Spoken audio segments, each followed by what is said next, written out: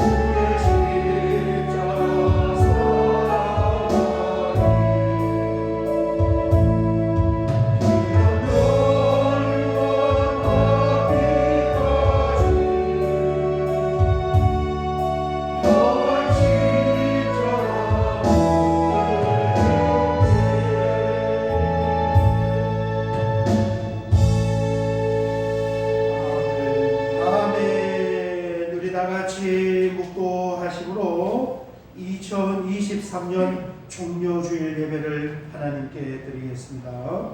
그가 찔림은 우리의 허물 때문이요 그가 상함은 우리의 죄악 때문이라. 그가 징계를 받음으로 우리는 평화를 누리고 그가 채찍에 맞음으로 우리는 나음을 받았도다. 아멘. 아멘. 하나님 감사합니다. 예수님의 십자가의 죽으심과 그의 부활하심을 통하여 우리가 이루 말로 형언할 수 없는 한량없는 하나님의 은총을 잊게 되었습니다. 아멘. 오늘 2023년 고난주간을 시작하는 종료주일로 하나님 앞에 예배드리면서 이 주님의 십자가의 그 그윽한 은혜를 다시 한번 우리가 묵상하기를 원하고, 오늘도 살아계신 하나님께서 우리의 심령에 던져주는 하나님의 세밀한 음성을 듣게 하여 주시옵소서. 특별히 한 주간 동안 특별 새벽 예배를 통하여서 우리의 믿음이 견고한 하나님의 말씀의 반석 위에 다시 한번 세워지기를 원하오며 예수님의 이름으로 기도하옵나이다. 아멘. 아멘. 사도신경으로 신앙 고백 드리겠습니다. 저들하사 천지를 만드신 하나님 아버지를 내가 믿사오며 그 외아들 우리 주 예수 그리스도를 믿사오니 이는 성령으로 잉태하사 동정녀 마리아에게 나시고 본디오 빌라도에게 고난을 받으사 십자가에 못 박혀 죽으시고 장사한 지 사흘 만에 죽은 자 가운데서 다시 살아나시며 하늘에 오르사 전능하신 하나님 우편에 앉아 계시다가 저리로서 산자와 죽은 자를 심판하러 오시리라. 성령을 믿사오며 거룩한 공예와 성도가 서로 교통하는 것과 죄를 사하여 주시는 것과 몸이 다시 사는 것과 영원히 사는 것을 믿사옵나이다. 아멘. 찬송가 190장 성령여 강림하사. 이 찬송이 오늘 우리가 보는 이 책자가 일과가 오늘 같이 볼 일과가 길선주 목사님 말씀인데, 길선주 목사님이 부흥에 가시면 한 10번 이상을 불렀던 그런 회개를 간구하는 그런 찬송입니다. 그런 내용을 한번 기억을 하면서 같이 한번 들어보도록 하겠습니다.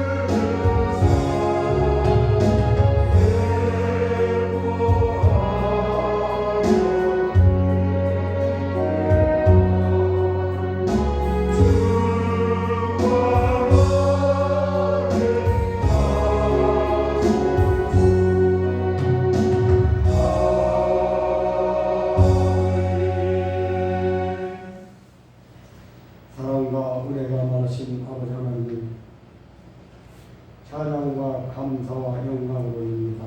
아멘. 오늘 거룩한 일 허락하시고 보좌 앞에 나오게 하시 감사합니다. 아멘. 감히 주님 앞에 설 수 없는 부끄러운 죄들이오니 복산자 예수 그리스도를 이 땅에 보내주셔서 우리의 죄를 구해 주신 참 좋으신 아버지 하나님의 은총을 입고 주님 전에 나왔사오니 크신 축복과 사랑으로 함께하여 주옵소서. 아멘. 아버지 하나님 부족한 저희들을 감찰하시되 마음의 눈을 뜨게 하셔서 하나님의 부르심의 기쁜 뜻이 무엇이며 어떻게 하여야 하나님을 더욱 기쁘게 하는지 깨닫게 하시며 성령의 충만함을 입어 세상에 속된 것들로부터 승리하는 능력받는 시간 되게 하시옵소서. 아멘. 오직 하나님 중심, 만신 중심, 교회 중심되는 삶 살게 도와주옵시고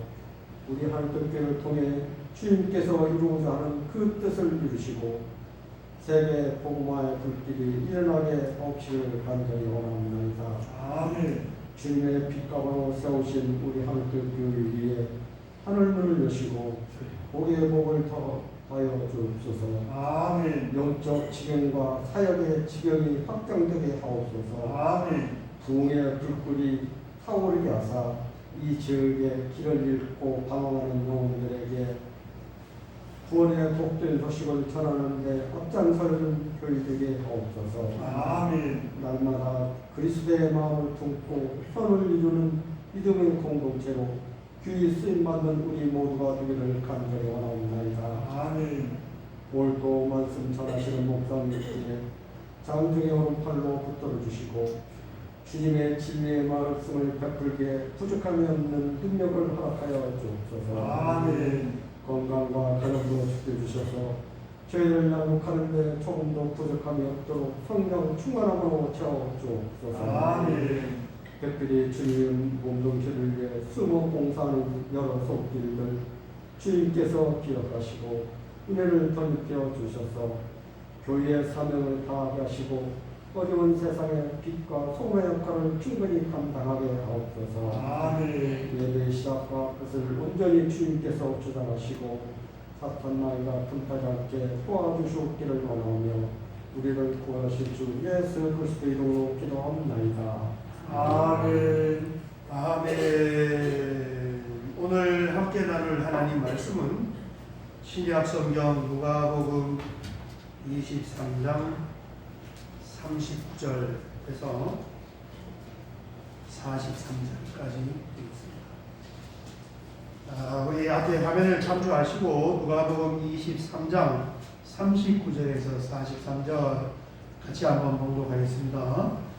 달린 행악자 중 하나는 비방하여 이르되 네가 그리스도가 아니냐 너와 우리를 구원하라 하되 하나님 그 사람을 꾸짖어 이르되 네가 동일한 정죄를 받고서도 하나님을 두려워하지 아니하느냐 우리는 우리가 행한 일에 상당한 복을 받을 것이니 이에 당연하거니와 이 사람이 행하는 것은 옳지 않은 것이 없느니라 하고 이르되 예수여 당신의 나라가 임하실 때에 나를 기억하소서 하니 예수께서 이르시되 내가 진실로 내게 이르노니 오늘 내가 나와 함께 낙원에 있으리라 하시리라.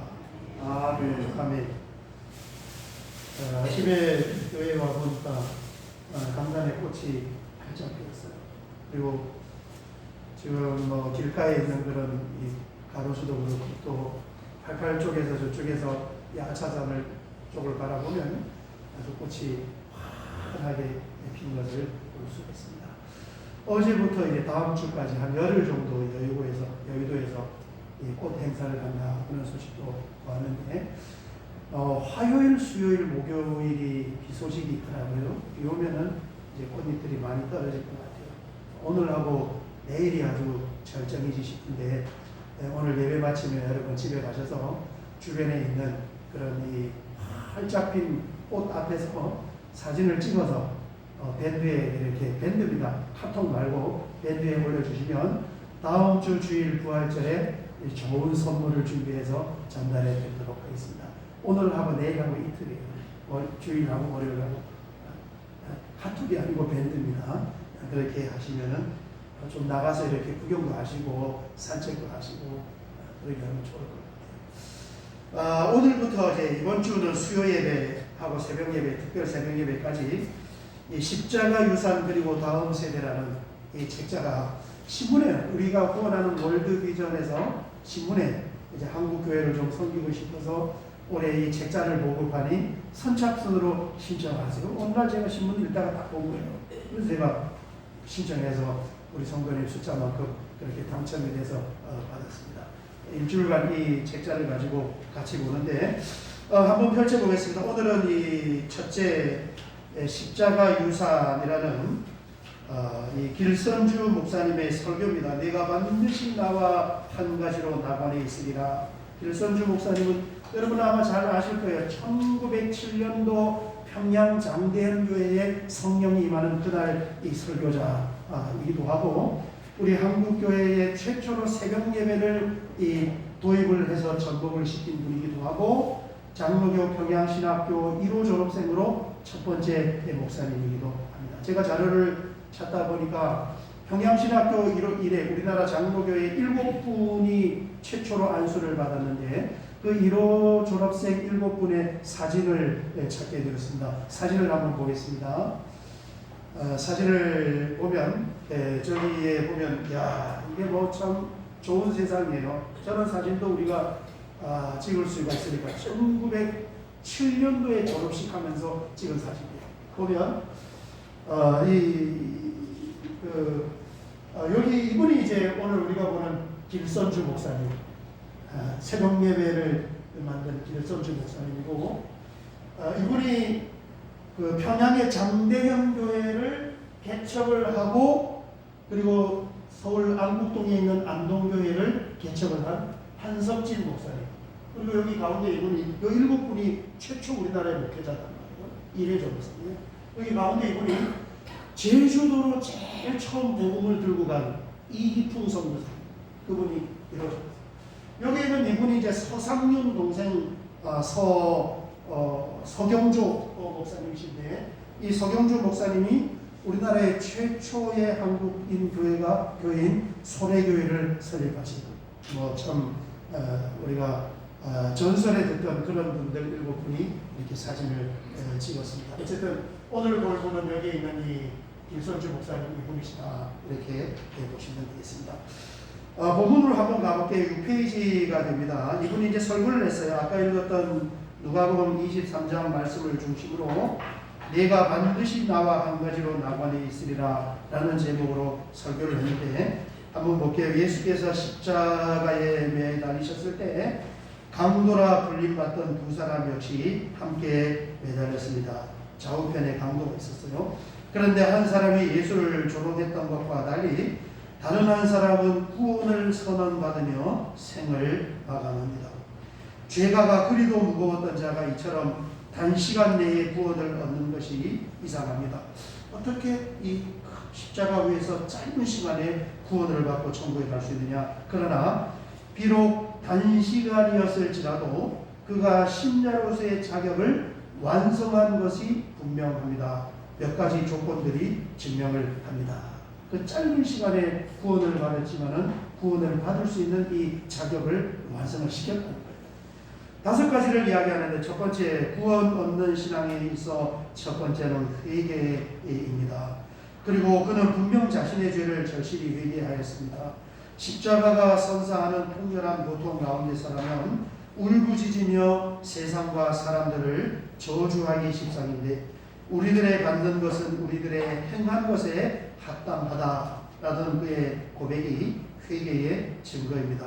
손과 발이 찢김으로 가해진 고통보다 양심이 찢기며 가해진 고통이 더 컸기에 더는 견딜 수 없어 참회가 일어났던 것입니다. 아멘. 이 첫 번째는 구원 얻는 신앙에 있어서 회심합니다. 회개. 이 길선주 목사님이 어디 가면 회개의 복음을 전하여서 아까 불렀던 찬송가 170장 성령여 강림하사 한번 집회하면서 10번 이상씩 부르고 회심시키고 회개하고 돌아오게 하고 그 영성이 1907년도 평양 장대현 교회의 성령 강림의 오순절 역사를 나타냈던 거예요. 회개해야 천국에 들어가는 거예요. 회개. 두 번째, 밑줄 그으면 좋습니다. 또한 믿음이라는 신자의 두 번째 요건을 충분히 달성했습니다. 두 번째는 믿음입니다. 그는 다른 강도를 향하여 오히려 하나님을 두려워하지 아니하느냐라고 질책하였습니다. 이 말이 예수를 비방하던 맥락에서 나온 질책임을 기억해야 됩니다. 그렇다면 하나님을이라는 말은 성부 하나님을 가리키는 동시에 예수님을 가리키는 대명사임이 확실합니다. 그 어떤 신비한 이적을 접하지도 못했건만 자신들과 함께 십자가 위에서 무력하게 죽어가고 있는 예수를 하나님이라고 고백했습니다. 그는 분명 예수가 그리스도임을 믿었습니다. 두 번째는 믿음이 있었어요. 첫 번째는 회개가 있었고 이래서 구원을 받았다는 거예요. 세 번째, 신자가 세 번째로 할 일은 예수를 증거하는 것입니다. 책 다 가지고 오셨나요? 책 안 가져오신 분 없으시죠? 그리고 일주일 동안 새벽 예배를 하고 우리 유튜브에도 있고 밴드에도 있으니까 집에 가족 중에 새벽 예배를 동참할 분 있으면 한 권 가져가셔서 같이 이렇게 동참을 하면 되겠습니다. 책이 많이 준비가 되어 있어요. 그리고 펜도 이렇게 볼펜 없는 분은 저기 뒤에 볼펜 있으니까 줄도 긋고 여기 뒤에 쓰는 데 있어요. 오늘 여러분 정신 그냥 앉아 있다가 가는 날이 아니면 오늘은 나오셔서 다 여기 발표를 해야 되니까 지금 읽을 때 잘 생각하고 읽으셔야 돼요. 그냥 앉아 있다가 하는 게 아닙니다. 뒤에 볼펜 있으니까 이 뒤에 쓰는 날이 있으니까 볼펜 없으신 분은 쓰시길 바랍니다. 세 번째 보겠습니다. 신자가 세 번째로 할 일은 예수를 증거하는 것입니다. 증거하는 것입니다.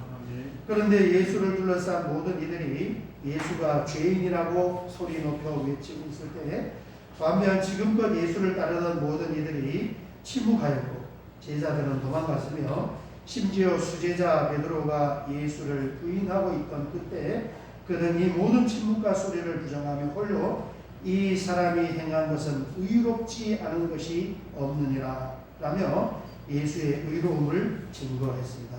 그래서 예수께서도 그를 의인으로 증거해 주셨습니다. 아멘. 그렇습니다. 네 번째로 넘어가 보겠습니다. 네 번째는 소망입니다. 5가지 계기로 설교를 했습니다. 제가 이 설교, 이게 제 직접 길선주 목사님이 설교하신 그 설교문이 책으로 이렇게 엮여져 나왔단 말이에요. 그래서 제가 이 설교문을 보니까 1900년, 지금 길선주 목사님이 조선시대 사람이에요. 1869년도는 우리나라 조선시대입니다. 조선시대에 태어나서 구한말을 보내면서 1935년 67세 일제시대까지 그 기간을 사신 분인데 이 누가복음 23장의 말씀을 가지고 설교를 참 잘했어요. 이 십자가에 달리신 그 강도가 어떻게 구원을 받았느냐. 구원을 완성했다. 순간적으로.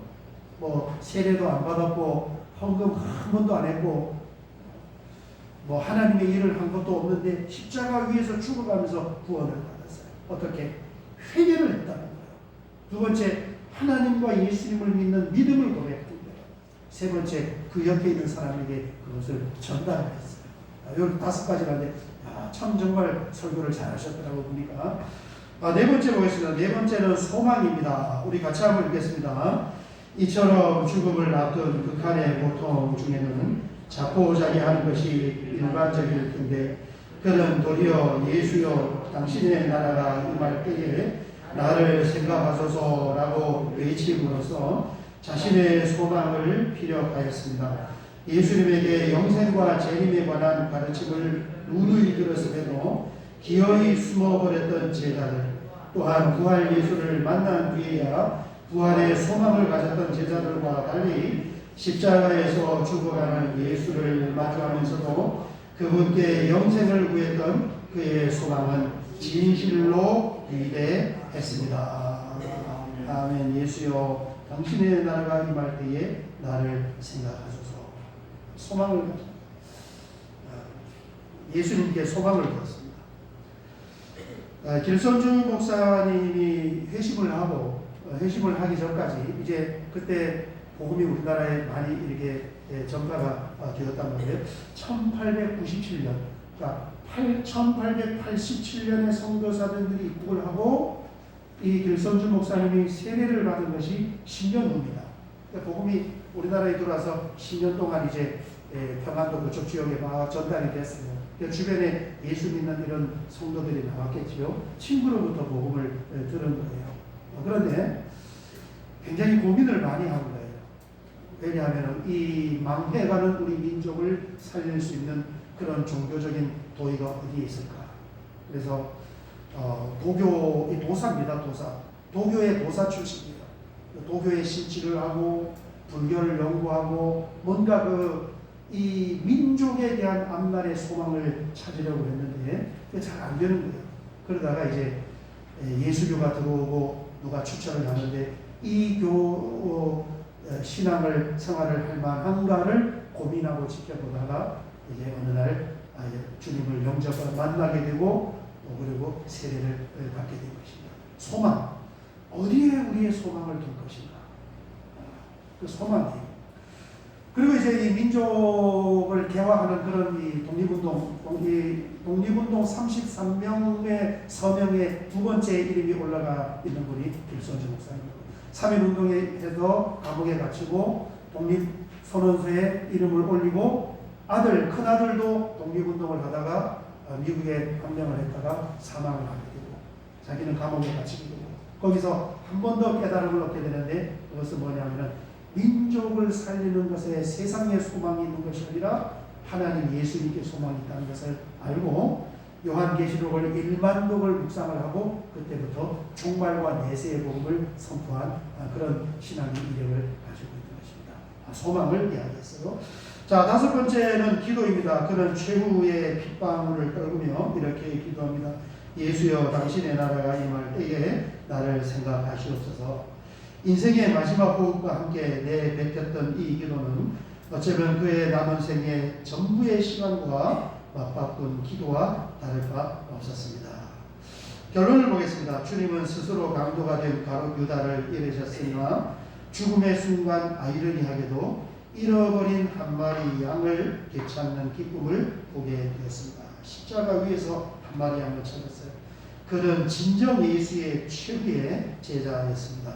이런 면으로 그에게 구원을 선언하셨습니다. 아멘.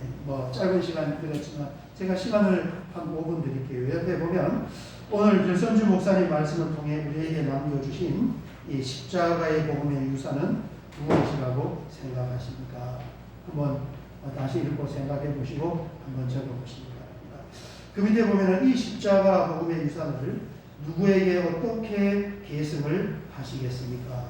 이 부분도 좀 한번 생각해 보시면서 적어 보시면 좋을 것 같아요. 그럼 한번 적어 보시기 바랍니다. 한 5분 시간, 볼펜이 없는 분은 뒤에 볼펜을 가지고 오시고 한번 적어 보시기 바랍니다.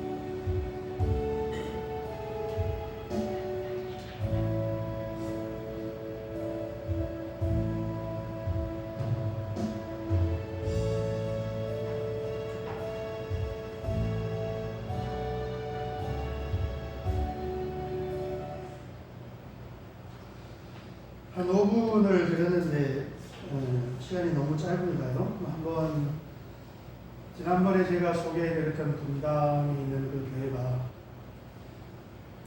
자리가 좀 특이한 교회입니다. 뭐냐면은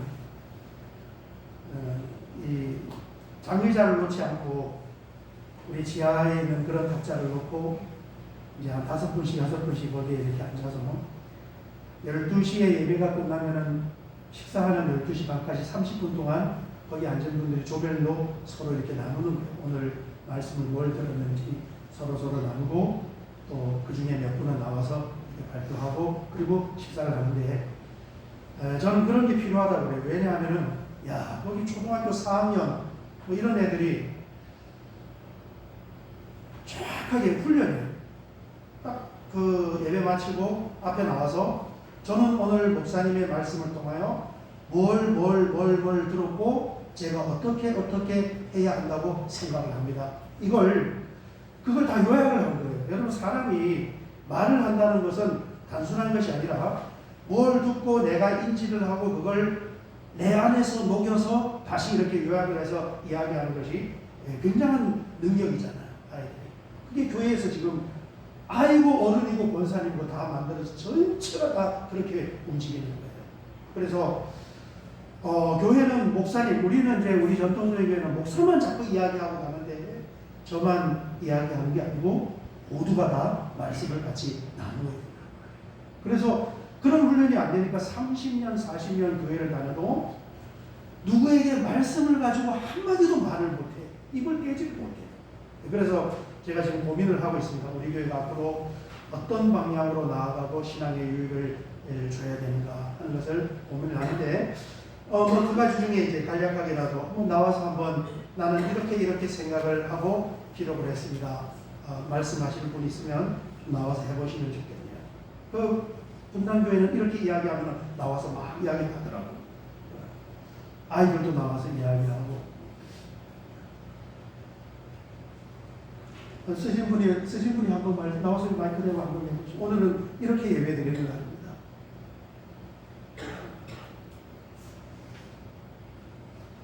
쑥스러워서 아직 교육 훈련이 안 돼서 쑥스러워서 못 나오시나? 쓰기는 다 쓰셨나요? 그러면 나와서 한번 말씀해 보시면 좋겠습니다. 질문이 있으니까.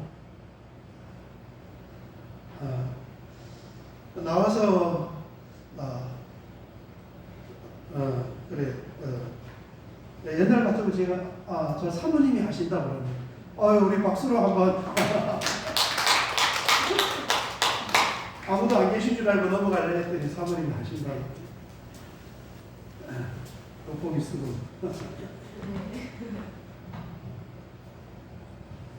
네, 이 자리에 소개해주신 하나님께 감사하고 목사님께 감사드리고 또 성도님께 감사드립니다. 아니 제가 안 나오려고 했는데 목사님 너무 실망하신 것 같아가지고 답이 되는지 안 되는지 모르겠으나 발표를 해보도록 하겠습니다. 오늘 길선주 목사님 말씀을 통해 우리에게 남겨주신 십자가 유산은 무엇이라고 생각하십니까?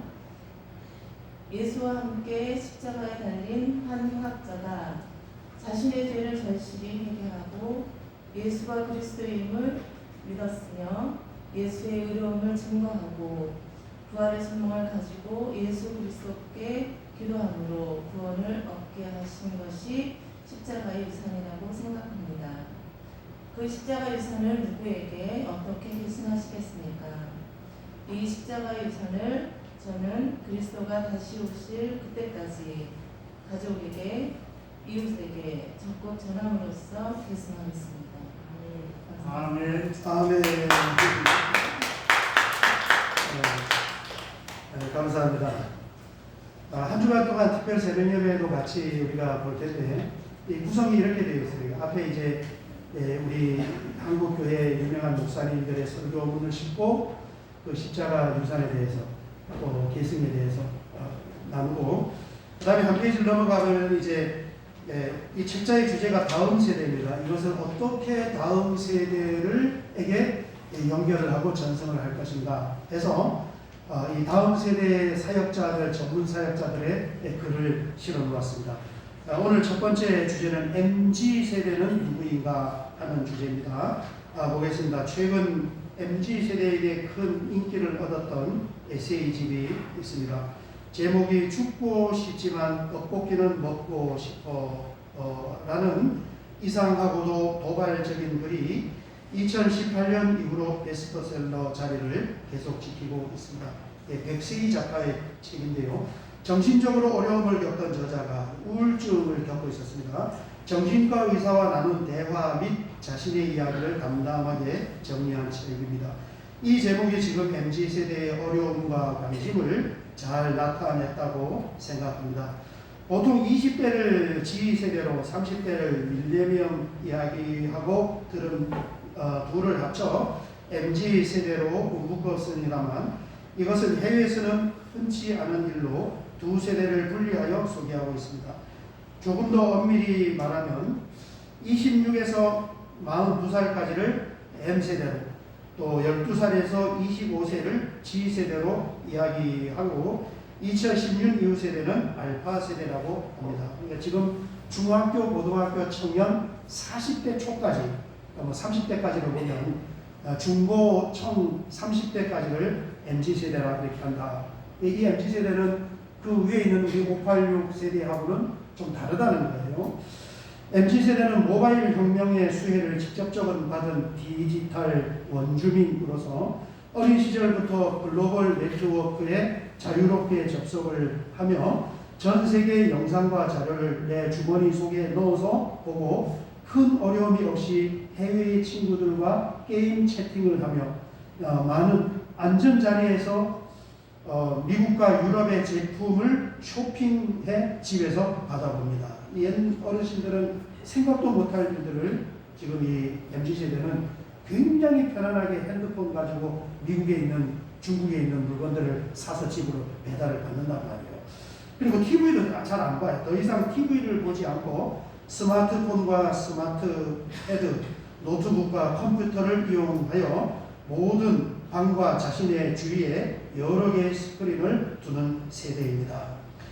일상에서 상당 부분을 페이스북과 인스타그램 같은 SNS에 접속하고 높은 수준을 지닌 방대한 정보에 상식 접속하다 보니 엄청 높은 눈높이와 선명하고 확고한 문화적 취향을 지니고 있습니다. 읽어보니까 그런 것 같아요. 온라인 세대이고 이 온라인을 통해서 굉장히 많은 어떤 그런 정보와 어떤 문화적인 내용들을 접하고 있기 때문에 눈높이가 굉장히 높다는 거예요. 아이들이지만은 이 바라보는 시선의 높이는 굉장히 높다. 이게 지금 아이들 중고청의 그다음에 30살 때까지의 특징이라는 것입니다. 그러나 아직 나이가 어리다 보니 기성세대면 X세대에 비해 성취한 것이 많지 않아 사회적 지위나 재산 등은 적습니다. 또 많은 것을 아직 이루지는 못했어요. 컨설팅 회사 딜로이트가 전 세계를 조사해서 2021년에 발표한 자료를 보면 우리나라 G세대의 76%가 대한민국의 부가 불평등하게 분배되고 있다고 말할 정도로 불합리한 대접을 받는다고 느끼는 세대이기도 합니다.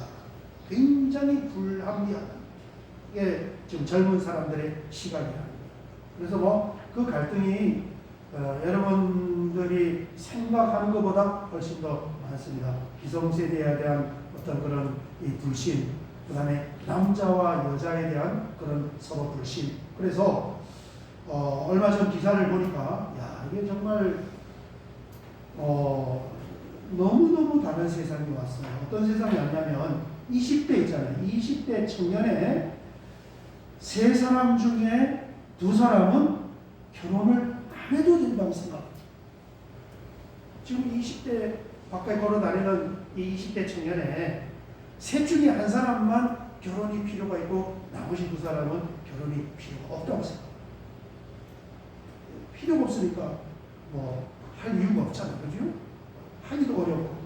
그러니까 너무너무 이 어떤 다른 가치관, 우리가 전통적으로 생각하는 그런 다른 가치관의 세대가 MZ세대가 왔고, 지금 20대, 30대를 살아가는데 굉장히 불공평하고 불공정하고 불합리한 세대를 살아가고 있다.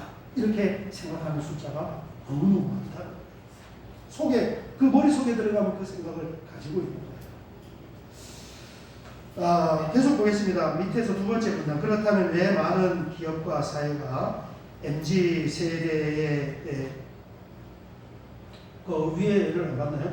유튜브 등 SNS는 개인에게 최적화된 알고리즘을 이용하여 끊임없이 내가 좋아하는 것과 나를 더 돋보이게 하는 콘텐츠, 제품 등을 물 흐르듯이 제공합니다.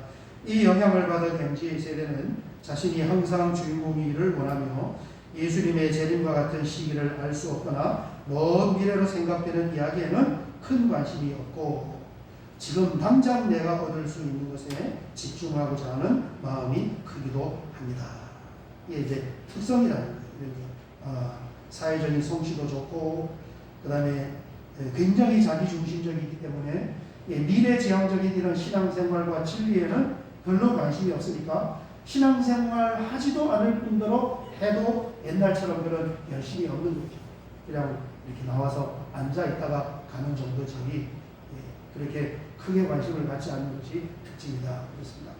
그렇다면 왜 많은 기업과 사회가 MZ세대에 큰 관심을 보이는 것일까요? 무엇보다 MZ세대의 인구 비율이 높습니다. 2020 기준으로 대한민국 인구의 35%를 차지하며, 이게 중학생, 고등학생, 청년 30대까지가 우리나라 인구의 35%라고요. 어마어마한 숫자인 거죠. 2022년에는 우리나라의 대선에 스윙 보트가 되어 30대 당대표 선출, 이준석 대표, 이 젊은 사람들이 투표에 참석하면은 대통령도 바꿀 수가 있고 당대표도 바꿀 수가 있고, 숫자가 많으니까. 그 얘기예요. 선출과 나라의 정착 제한 등에 큰 영향을 끼쳤습니다. 젊은 사람들이 투표에 참석해서 이준석을 당대표로 세웠단 말이에요. 앞으로 수십 년 동안 우리나라를 이끄는 중추가 될 세대이다. 중요한 세대입니다. 부모 세대가 물려준 지구 환경의 위태로움에 크게 분노하고 지속 가능한 소비와 윤리적 기업 활동에 큰 관심이 있습니다. 진정성 있는 관계를 추구하며 오프라인 활동에도 관심이 많아 공간과 서비스에 진정성이 있으며 돈줄을 내주는 적극적인 사회 활동과 연대를 보이기도 합니다. 이런 이 온라인과 그런 어떤 발달된 문화를 통해서 독특한 그런 생각과 문화를 형성하고 있다. 다음 페이지 한번 넘어가 보겠습니다. 다음 페이지 넘어가면 이 책의 구성이 이제 다음 세대를 위해서 어떤 생각이 들었나요? 다음 세대를 이해하고 섬기기 위해 우리는 무엇을 해야 할까요? 적어보고 기도합시다. 그리고 뒤에는 이제 고난주간에 가정예배 드릴 수 있는 QR코드를 들어가면 여기에 뭐 설명문도 있고 그렇습니다. 그래서 이렇게 구성이 되어 있는데, 다음 세대를 위한 묵상과 기도는 여러분 집에 가셔서 한번 적어보시고 또 기도해 보시기 바랍니다. 오늘 여기까지 보고 내일 새벽부터 뒤에 있는 이성봉 목사님의 십자가 유산 말씀을 이번 한 주간 동안은 이 책자를 가지고 남기고 하겠습니다. 책 잊어버리지 마시고 가시고 특별 새벽 예배 나올 때 이 책 가지고 나오시면 되겠습니다.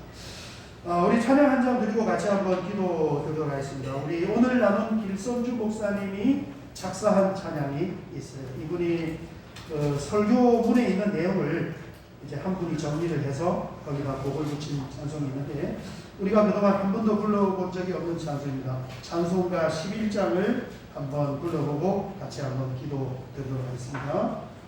주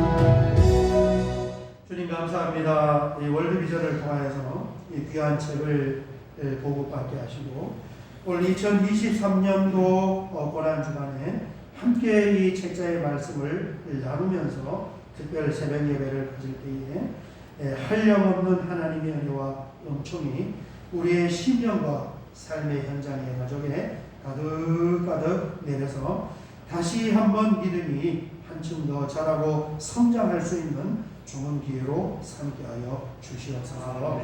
감사드리며 예수님의 이름으로 기도하옵나이다. 아멘. 아멘.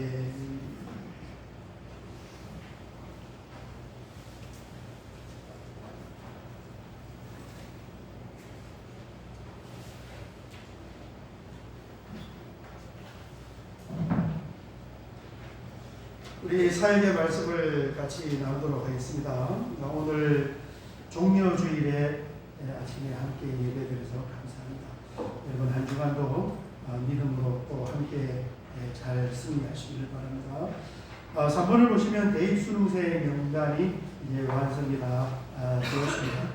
우리 남궁자인은 남궁탁 서기정 집사님 둘째 따님이고 김승하는 우리 최선순 권사님 윤영희 집사님, 김남호 집사님의 장남 아들이고 손자가 되겠습니다.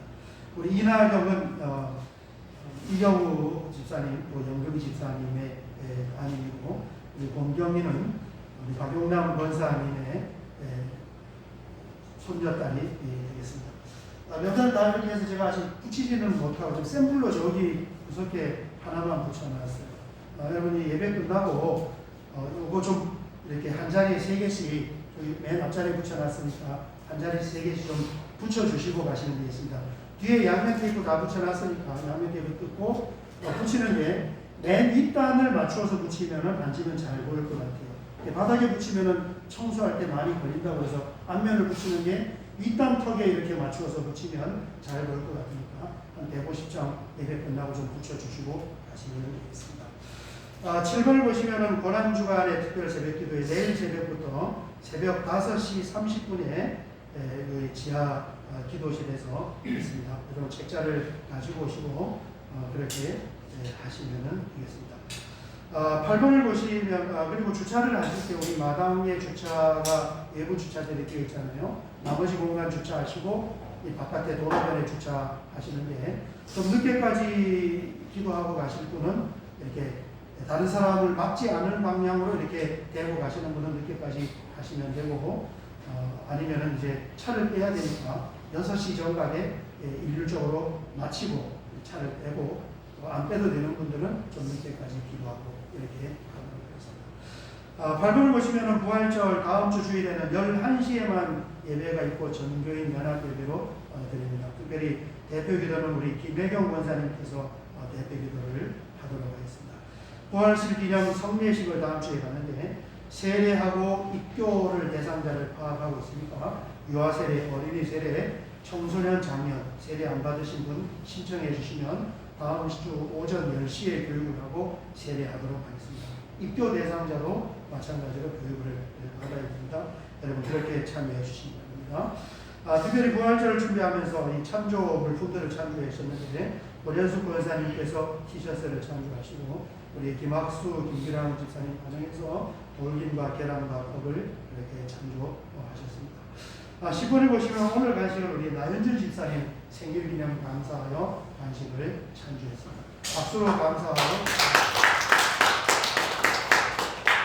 다른 사역은 우리 주보를 찬조해 주시고 우리 마지막 찬송입니다. 여호와는 너에게 복을 주시기를 원하시며 한번 힘차게 선포하고 서로 축복하고 황금기도 축복기도 하고 예배를 마치도록 하겠습니다. 여호와는 너에게 복을 주시기를 원하시는구나.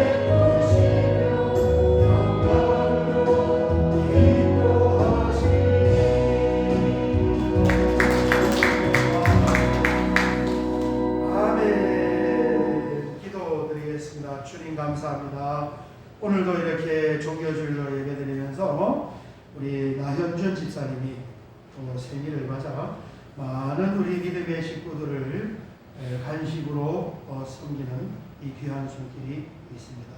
살아계신 하나님께서 그 마음의 중심을 보시고 또 풍성하고 넉넉한 마음으로 섬기는 그 믿음의 은혜를 보시는 줄 믿사오니 우리 주님께서 받으시고 지금까지 그래왔던 것처럼 한 걸음 한 걸음 세밀하게 인도하여 주어서 예수 안에서 은혜를 누리고 예수 안에서 마음껏 축복을 받고 누릴 수 있는 아름답고 복된 인생과 가정으로 삼아 주시옵소서. 오늘도 종료주일을 시작하면서 하나님 앞에 귀한 예물을 구별하여 주님께 올려드립니다. 믿음이 없으면 구별할 수 없는 소중한 예물이요 믿음으로 구별하여 하나님 앞에 올려드리오니 주님 이 예물을 받으시고 우리 하늘특교회가 든든히 세워져 가게 하시고 또 많은 사람들을 하나님께로 인도하는 구원의 방주가 되게 하십니다. 여전히 부족한 가운데에서도 구별하여 드리는 그 사랑과 믿음과 정성을 살펴주시고 이 땅의 삶을 살아가는 동안 사람의 힘과 능력으로 살아가는 것이 아니라 하나님의 능력과 하나님의 기적과 하나님의 복주심 가운데서 살게 하여 주시옵소서.